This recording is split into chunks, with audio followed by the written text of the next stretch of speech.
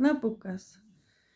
Noriu pakalbėti vėl apie kalėdas, bus antra kalėdų dalis. Ir dabar paminėsiu kalėdų senelius, kurie irgi jau buvo. Jie jau buvo Romų imperijoje. Jie lygiai taip pačiai rengėsi, lygiai taip pat, ten kalėdų seneliai, jie buvo, kaip pasakyti, dideli, gan drūti, su ilgom barzdom. Ir jie atnešta saldainių, būtent tą 25 gruodžio. Ir kokį vaiką paimdavo, pasigriebdavo jį, juos naudodavo aukojimui. Tie vaikai tiesiog pradingdavo.